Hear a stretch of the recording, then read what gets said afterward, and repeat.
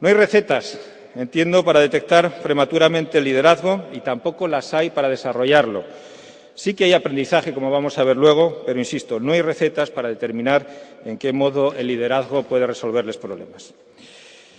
Y les digo que no hay recetas porque en la literatura empresarial la primera pregunta sobre el liderazgo fue una pregunta por la persona. Eso ocurría a mediados del siglo XX. Entonces se preguntaban los estudiosos, los que primero empezaron a estudiar el liderazgo, cuáles eran las cualidades personales que atesoraban ciertos individuos y que eran inspiradores de ese entorno. Al conjunto de esas cualidades se les llamó carisma. Y todavía hay gente que cree que el carisma es indispensable para ser líder. Por cierto, dicen los historiadores, los sociólogos, que los tres más grandes líderes carismáticos de la historia fueron estos tres: Hitler, Mao y Stalin. Sin comentarios. Otro de los grandes líderes carismáticos fue Napoleón. ¿Saben qué les decía Napoleón? A Napoleón se le alude mucho cuando se trata de establecer similitudes con los comités de dirección, porque Napoleón hablaba mucho con sus generales. Pues ¿saben qué les decía Napoleón a sus generales cuando se reunían para definir la estrategia a seguir? Pues decía Napoleón: la traición comienza con la duda y se completa cuando de la duda se pasa al disentimiento. Algunos comités de dirección hay así. ¿Les parece a usted esto un buen ejemplo de liderazgo? El problema es que los líderes carismáticos solo se reconocían a posteriori, después de haber tenido éxito. Es decir, un líder carismático que no tenía éxito se convertía inmediatamente en un excéntrico o, desde luego, en un fracasado. Pero es que, además, tampoco había manera de identificar los rasgos relevantes y comunes de los que eran identificados como líderes. Se decía, por ejemplo, en aquel entonces, que tenían una inteligencia por encima de la media o que tenían altas dosis de autoconfianza, cualidades que, desde luego, se pueden encontrar en cualquier persona que, aun teniéndolas, todos sabemos que serían incapaces de liderar una organización. Pero es que incluso algún autor muy serio decía a mediados del siglo XX que los líderes se distinguían porque eran más altos. Esto invalidaría automáticamente a pedazos de líder como Jordi Pujol. Después de las cualidades y los rasgos específicos, la literatura sobre liderazgo desarrolló el concepto de competencias. Las competencias se diferencian de los rasgos en que se construyen sobre la práctica y sobre la técnica. El problema es que las competencias, de algún modo, a mi entender, aportan una visión demasiado mecanicista del directivo, le quitan humanidad. Y, desde luego, un buen líder es mucho más que un experto o un buen gestor de tal o cual competencia.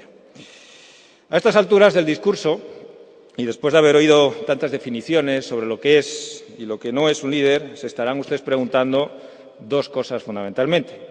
La primera, ¿qué es entonces un líder? ¿Cómo reconozco a un líder en mi organización? Y la segunda, ¿puedo llegar yo a ser líder? Y, sobre todo, ¿el líder nace o se hace? Pues vamos con la primera. ¿Qué es un líder? Y dice la experiencia que cuando estamos confundidos o confusos sobre algo, lo que hay es que volver a los orígenes. Y para mí los orígenes es el padre del management, que es Peter Drucker. Peter Drucker es el pensador del sentido común y el que con más claridad y pragmatismo ha expuesto sus teorías sobre el management y sobre la ciencia de la dirección. Para mí su pensamiento hoy sigue siendo de una vigencia pasmosa. Y Peter Drucker define el liderazgo en base a 4 puntos. En primer lugar, la única definición de un líder es alguien que tiene seguidores. Unos individuos pueden ser pensadores, otros pueden ser profetas, y ambos papeles son importantes, pero sin seguidores no hay líderes. Segundo rasgo, el líder se orienta a resultados. Un líder eficaz no es alguien a quien se le quiere o se admira, es alguien cuyos seguidores hacen lo que es debido. La popularidad no es el liderazgo, los resultados sí que lo son. Tercer punto, los líderes establecen ejemplos. Son, por tanto, los líderes muy visibles y, por tanto, objeto de imitación, y son los que inspiran la cultura de la organización. Y cuarto punto, y muy importante también, el liderazgo es responsabilidad. No es, por tanto, ni rango, ni privilegios, ni títulos, ni dinero. Esto es lo que te decía Peter Drucker, sencillo pero difícil. Dicen los estudios que en Europa 2/3 de los trabajadores no confían en sus jefes, que el 70% de los ejecutivos piensa que su organización carece de la adecuada solidez en la dirección y que solo el 13% de las empresas consiguió en los 90 un crecimiento sostenido y rentable.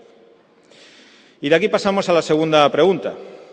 Si en las organizaciones faltan líderes, y estos son cada vez más demandados, porque cada vez son más escasos, ¿puedo desarrollarme yo como líder? ¿De verdad puedo llegar a ser líder?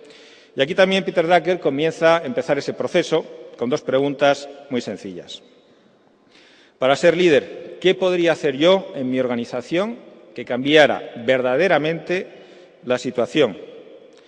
Y segunda pregunta, ¿cómo puedo dar verdaderamente ejemplo?